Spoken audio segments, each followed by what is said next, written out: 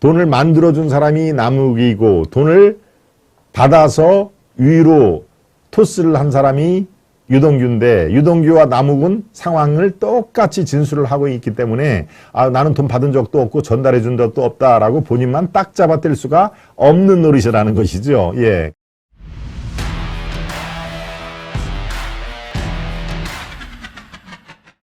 버티던 김만배 선거자금 전달을 첫 시인한다. 시인했다 하는 얘기입니다. 예, 김만배가 지금 구속연장 만료로 풀려나왔습니다. 죄가 없어서 풀려나온 게 아니라 법으로 정한 구속 만료 기한이 있는데요. 예, 딱 1년 구속이 됐다가 6개월 플러스 6개월이죠. 그리고 나왔죠. 지난주에 나와가지고 이제 불구속 상태에서 재판을 참석을 하는 그런 상황인데요. 네.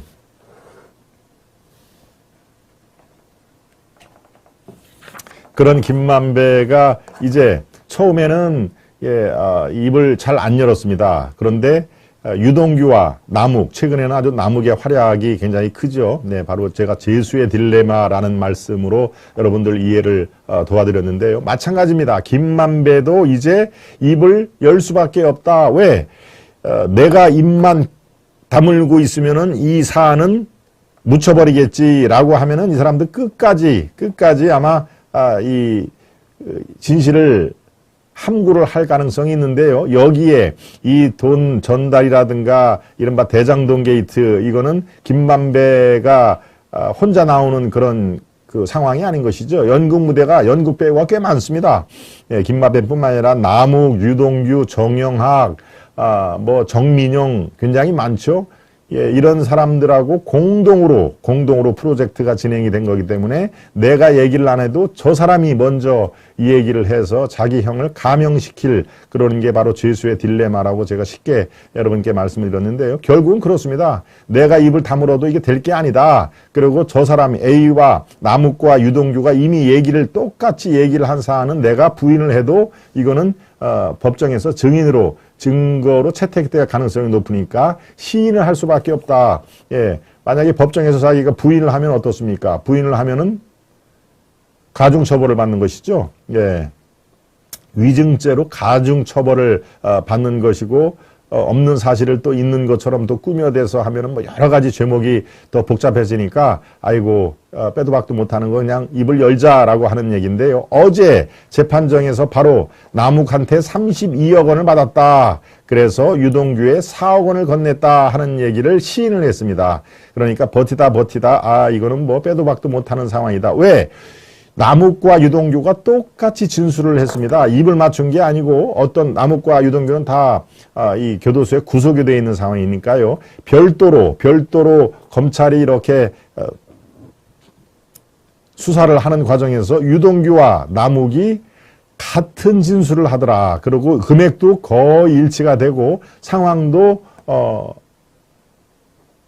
당시 상황에 아주 적합하게 두 사람이 다 물증과 또 상황 정황을 꽤 구체적으로 얘기를 했더라. 그러면은 검찰의 입장에서는 뭡니까? 누가 돈을 만들었나요? 네, 남욱이 만들었죠. 남욱이 이른바 대행업체 하는 너희들 우리 때문에 돈을 많이 벌었으니까 돈 뭐 한 20억, 40억 만들어줘 라고 하면은 그 대행업자들이 돈을 만들어서 남욱에게 주면 남욱은 어떻게 됩니까? 남욱이 김만배를 통해서 만배형이라고 그랬죠. 만배형. 김만배를 통해서 저쪽 유동규한테 좀 전달을 해서요. 예, 유동규는 또 누굽니까? 예, 김용과 정진상이한테 야, 우리 돈 필요하니까 그 돈 저수지에서 20억 좀 꺼내줘. 또 40억 꺼내줘. 라고 수시로 얘기를 했다는 것이죠. 그러니까 돈 전달자가 김만배고 돈을 만들어준 사람이 남욱이고 돈을 받아서 위로 토스를 한 사람이 유동규인데 유동규와 남욱은 상황을 똑같이 진술을 하고 있기 때문에 나는 돈 받은 적도 없고 전달해 준 적도 없다라고 본인만 딱 잡아뗄 수가 없는 노릇이라는 것이죠. 예, 그러니까 아이고 이거 뭐 다 검찰이 내가 얘기를 안 해도 완전하게 이게 수사가 딱 되고 있었구나. 그래서 입을 처음으로 연 게 맞습니다. 내가 남욱한테 32억 받았고요. 네, 유동규한테 준 돈은 4억입니다.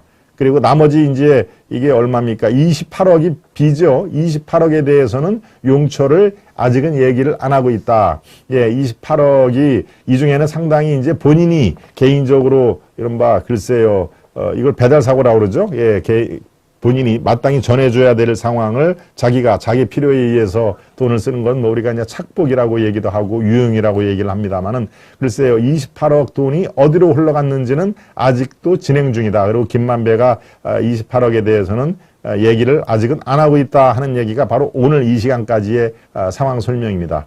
4억을 유동규한테 전했다. 그 돈은 4억이 맞다. 그러고 유동규한테 준 4억은 선거 자금으로 쓸 용도라고 김만배가 누구한테 얘기했다? 돈을 건네준 남욱한테 얘기를 했다 하는 얘기입니다.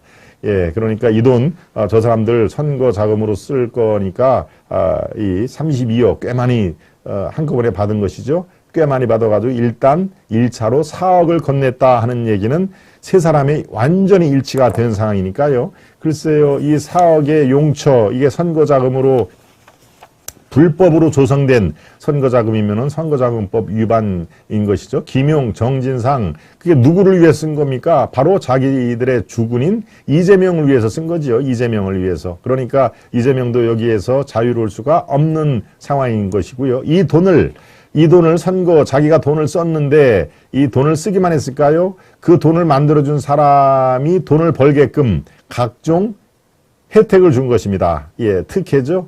그게 법으로 용인이 안 되는 불법 특혜를 성남시장으로서 성남도시개발공사를 통해서 어제도 말씀드렸죠. 지침도 고치고 용적률 말씀드리는 겁니다. 용적률도 고치고 그다음에 또 허가가 안 되는 것을 또 허가를 내주고 하는 게 그게 다 배임인 상태다 하는 얘기입니다. 네, 그러니까 이제 사안의 전모가 거의 한 8할 이상은 이렇게 꽤 맞추죠. 우리가 이렇게 큐빅이라고 합니까? 네, 모든 맞추면 완성이 되는 그런 것들이 하나하나씩 지금 입체적으로 드러나고 있다 하는 얘기를 말씀을 드립니다. 네, 뿔난 도깨비님, 뿔도님이라고 그러죠. 뿔도님, 오늘도 아시아투데이 화이팅입니다. 예, 뿔도님이 요즘에 아주 활약이 참 많으시네요. 예, 뿔난 도깨비님, 다음 2차, 뭡니까? 팬미팅 할 때는 우리 뿔도님을 뵙기를 청합니다. 네, 아무도, 근사하실 것 같은데요. 네. 소년공의 최후, 고향으로 돌아가라, 우리 민족중흥님. 소년공을 누구로 얘기할까요? 네. 소년공. 20대 초반에 소년공으로 해서 자기가 뭐 프레스에 뭐 찍히기도 했다고 자랑삼아 얘기하는 바로, 이재명, 당 총재, 당 대표죠. 옛날에는 뭐, 총재라고 했습니다만은 지금 당 대표가 공식 직함입니다. 네.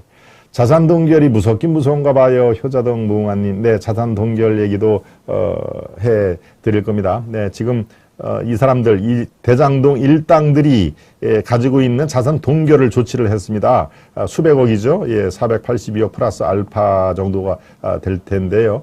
예, 이 자산을 마치 출국 금지를 하는 것처럼 자산을 동결하면은 이 사람들이 그 돈을 쓸 수가 없는 상황이니까요. 예정된 결과로 판단이 됩니다. 네, 아시아투데이 화이팅입니다. 우리 광해소리님 어제도 나오셔서 좋은 그런 의견을 많이 주신 걸로 제가 기억을 합니다.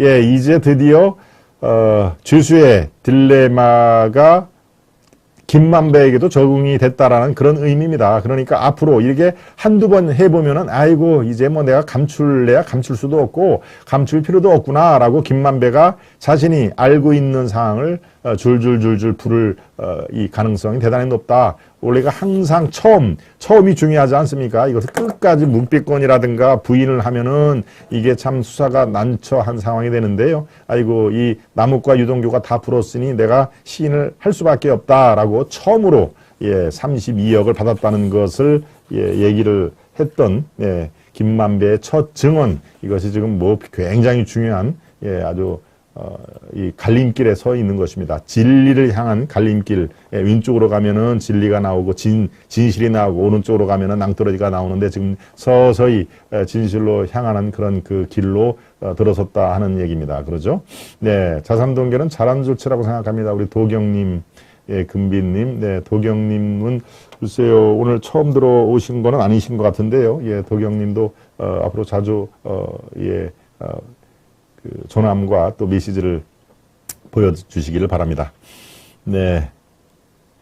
결국은 시인을 했다. 제가 아까 말씀드린, 이게 여러 가지로, 4-5명이 같이 이런 대장동 게이트로, 할 경우에는 글쎄요, 죄수의 딜레마라는 게 매우 유용하게 지금 적용이 되는데, 결국에는 시인을 할 수밖에 없는 게 대장동업자의 내용 증명까지 나온 상황입니다. 이것도 제가 3일 전에 월요일인가요? 월요일 바로 이 시간 김동원의 하이파이브 시간에도 나왔는데요. 이 사람들이 나중을 위해서 나중에 다른 사람이 딴소리 할까 봐 내용 증명을 만들어서 각자 우편으로 다 등기속달로 붙였다는 거 아닙니까? 그 내용 증명이 월요일 날 제가 여러분들께 그 실제로 그것을 보여드렸는데, 이제는 이게 구체적인 더 이상 뭐 증거가 물증이 뭐가 필요합니까? 이 내용 증명에 아예 공증까지 받은 내용 증명이니까 거기에 수치라든가 이런 게 다 나왔지 않습니까? 네, 그러니까 그 내용 증명까지 나온 상황에 다시 한번 그 기사를 보여주시고요. 네. 32억 중 28억 용처는 여전히 함부가 하고 있다. 제가 앞서 설명을 드린데, 요 28억 용처가 상당 부분, 이재명과 또 누굽니까? 김용, 정진상, 이들에게 흘러 들어갈 가능성이 매우 높고요. 또 한 가지는 그 5급 비서관 배모 씨죠. 배모 씨가 건물 빌딩이 지금 2-3차가 돼 있는데, 본인과 자기의 남편의 수익으로는 그렇게 건물을 2채나 3채나 살 그럴 가능성이 없다. 그러니까 그 건물이 어떤 돈으로 이렇게 배모 씨가 샀는지, 그게 바로 제가 이렇게 판단을 하면은 이 28억 플러스 알파 이 돈 중에서는 그렇게 이재명과 김혜경 주위 사람들에게 돈이 건너가서 이 부동산 형태로 지금 파킹되어 있는 게 아닌가.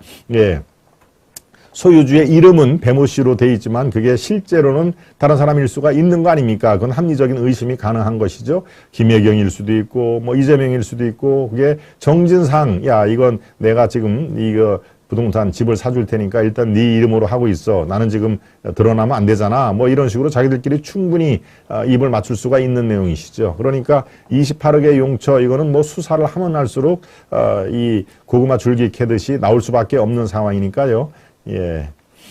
남욱이 전 성남시 의원 등에 돈을 돌렸다고 김만배에 들렸다. 이 중에 상당 부분이 또 성남시 의원들, 왜 성남시 의원들한테 돈을 줬을까요? 성남시 의회가 의결을 해야 될 상황도 꽤 많지 않습니까?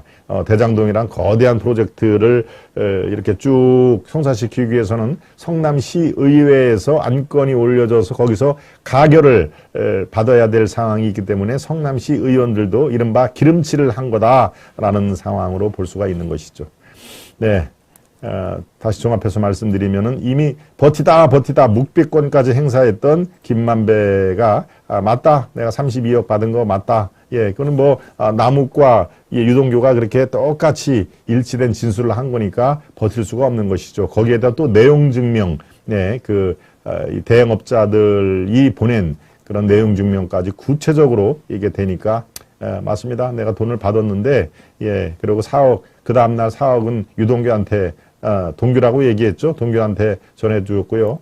나머지는 그럼 돈 어디다 썼느냐라고 할 때 그거 잘 기억이 안 납니다. 내가 뭐 몇 년 전 일인데 그걸 어떻게 다 알겠습니까? 라고 현재는 딱 그 상태까지 진행이 됐다라는 그런 말씀을 드립니다.